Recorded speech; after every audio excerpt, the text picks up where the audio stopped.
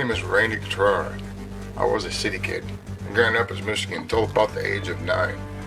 But my family went camping every summer. We loaded up the big Pontiac station wagon, the pop-up camper, and we headed up north to a lake called Strawberry Lake near Everett, Michigan.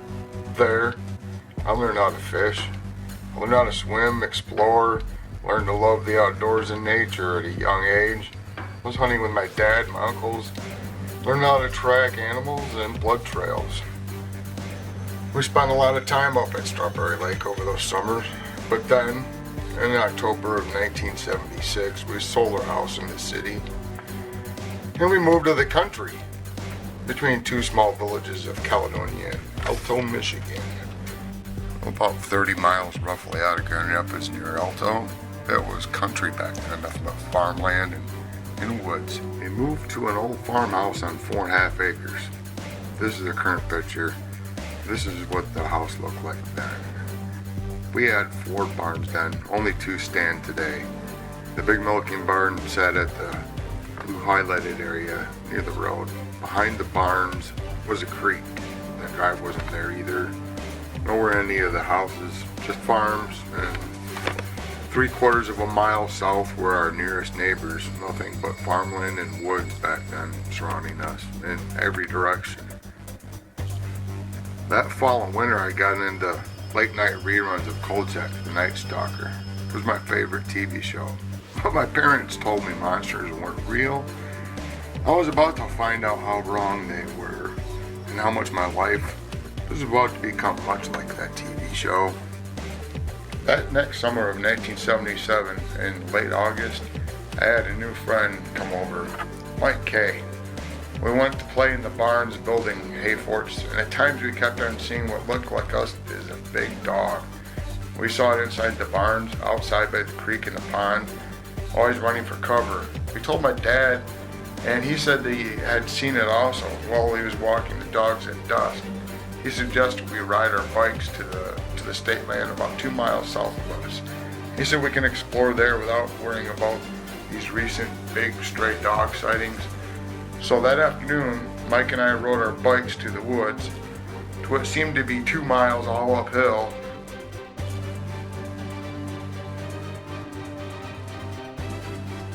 We got there and we hid the bikes in the woods and we started hiking on the logging roads that over time became trails. Deep in the woods we found acres of brush, one that had looked like a small entrance.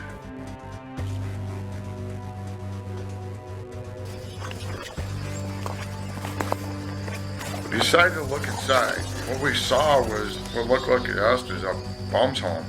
Old tattered blankets, trinkets, Christmas ornaments, tinsel, old bottles, shiny things, magazines, pictures that came with frames stuck on the wall of the bush. We came out of the brush to another trail and we followed deeper into the woods until it came to a small pond,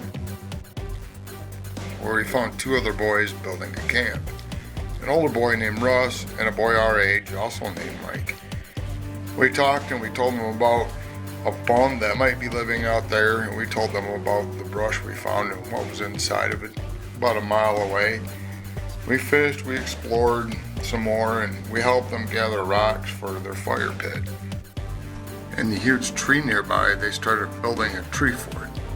They'd already put up most of the steps and asked us for help putting up the last step, far up the tree.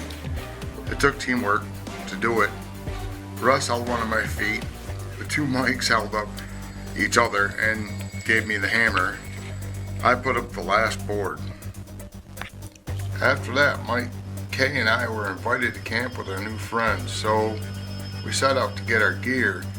But first we had to walk back to our bikes, almost a mile across the woods, and then nearly almost 3 miles back home, and then back to the woods again. When we got back, we had to get permission, and we also had to wait for Mike's mom to bring him a change of clothes. By that time, the sun was setting, and we had to ride all the way back, all the way uphill, back to the woods 2 miles again.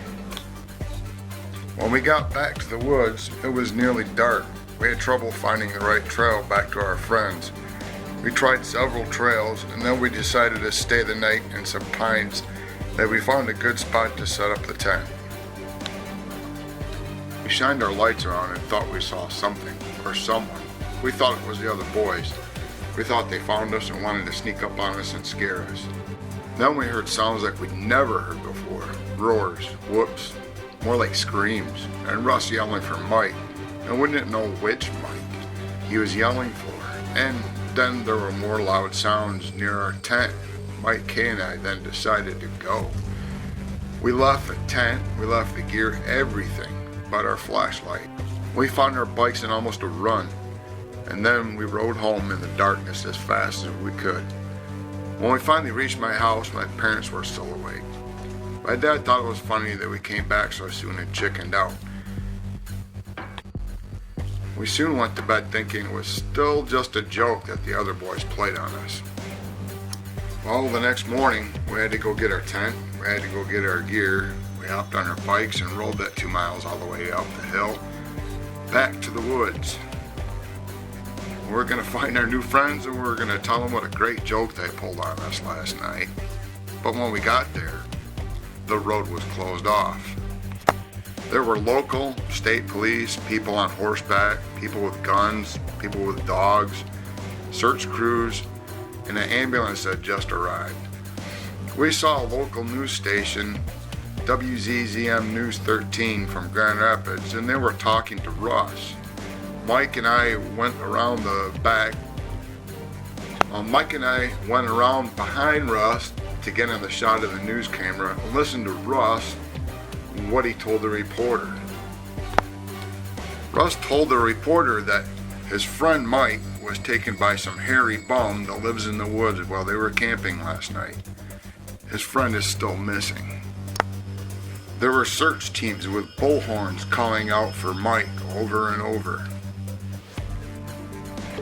After Russ was done talking to the news crew, we got to talk to him and he told us his version of what happened. We told him that we showed up that night, that we couldn't find them, that we decided to camp in some pines and try to find them in the morning, and that we really thought they were playing a joke on us. But obviously it was no joke.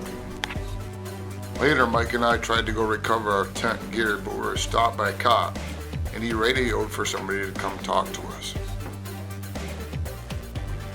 The man that showed up to talk to us was a Native American. He called himself John Redcorn. He had a lot of questions about what we saw and what we heard while we were camping in the woods that night, and we answered his questions the best we could as we told him what happened. Then he told us what we already knew, that the other Mike was missing and they're having a search party, and that we couldn't go in the woods, but he said he'd take us home, and he'd find our gear and bring it back later, and that's exactly what he did. He brought us home, he talked to my parents, and when he left he said he'd be back in a couple hours with our tent and our gear. Later in the evening, John Redcorn returned with our tent and gear. He told us that our friend Mike has been found, but he was without his clothes and traumatized, was in the hospital. But he was physically okay. He told us we could probably see our friend in a couple of days, and then not to return to the woods. They were still looking for a suspect with a name that was on the magazines in the bush that we had found. He then left, but that wasn't the last we were going to see of John Redcorn.